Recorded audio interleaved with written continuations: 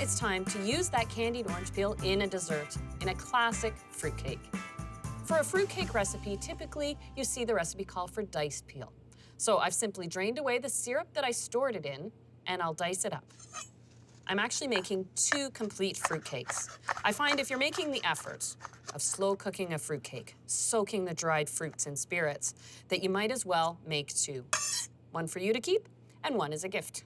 I've got a full cup of the candied peel, the first of many fruits that need to be soaked, like a cup worth of raisins, a cup of dried cranberries, half a cup of dried currants.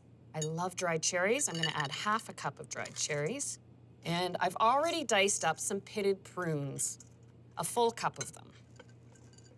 You can use glacé cherries. I like the more subtle addition of a full cup of diced candied pineapple. The total volume of dried and candied fruits should equal 6 cups. So you can switch up your measurements according to what your tastes are or your family's tastes. Now to start adding some flavor that the dried and candied fruits will absorb. A 1/4 cup of crystallized ginger. I'm gonna build on that spice by grating in a tablespoon of fresh ginger.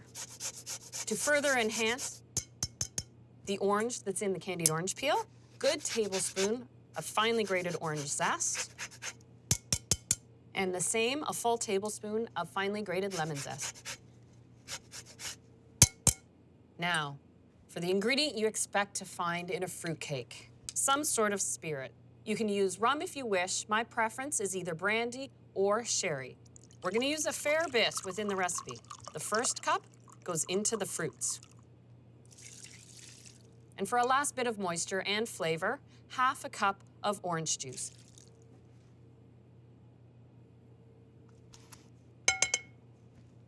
I'll just give this a little cover and pop it in the fridge. Here's a batch of the fruit that has had a full day to sit. You want to soak them at least overnight, up to 3 days. You can see how the candied orange peel is even more visible. It's more vibrant in the mixture. Now it's time to make the fruitcake batter. Starting with a cup of unsalted butter that's at room temperature, and I'll add to that a cup of packed dark brown sugar. Beat these 2 ingredients together until they're light and fluffy.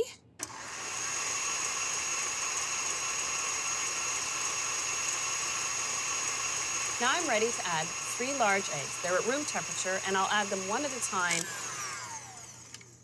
beating well after each addition.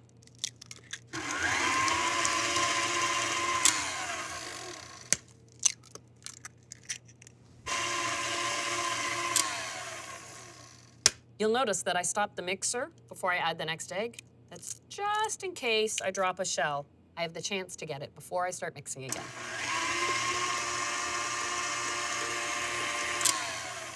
Now that that's blended, I can add some ground almonds, 3/4 of a cup. The ground almonds are untoasted because I want them to plump up and hold some moisture as the fruitcake bakes.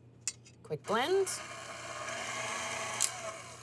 Now for the dry ingredients, 2 cups of all-purpose flour,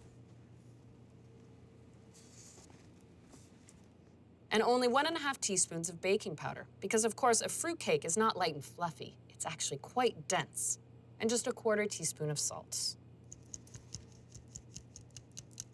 Add these sifted ingredients all at once to the cake batter. Mix it until it's blended. The final addition, a 1/4 cup of spirit. Remain consistent throughout the recipe, so if you start with rum, use rum the whole way through. The same with sherry, or in my case, brandy.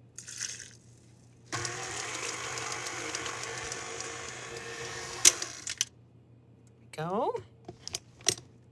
Before I fold in the fruit, I do have a full cup of chopped pecans. The nuts I didn't soak with the fruits because the nuts would actually go soggy. And now the entire bowl of the soaked, dried, and candied fruits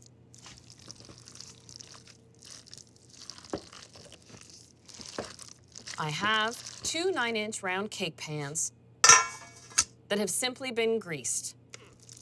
Take the time to make the fruitcakes look beautiful. Spread them into the pan so they're nice and level.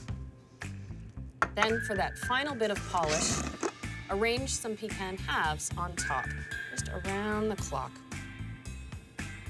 these are ready for the oven. The key to a beautiful fruitcake is slow baking. I've preheated the oven only to 300 degrees, and it takes 2 hours to 2 hours and 15 minutes to bake them until they're done. Even though this cake is different than a traditional cake, the testing for doneness is still the same. Insert a skewer. When it comes out clean, you know the cake is done. Now, while the fruitcakes are still hot, I've got ½ a cup of brandy. Brush the fruitcakes generously with the spirits. This first basting, I'll use about half, so a ¼ cup of the spirits. After the cakes have cooled completely, baste 2 more times. Once the cakes are done being basted, and in the tins, of course, so that way they can suck up all the spirits you put on them, take them out of the tins. It's time to cut a few pieces to share. On their own, or part of a greater festive cookie plate, a piece of fruitcake like this will have everyone reaching for a bite and then a second bite.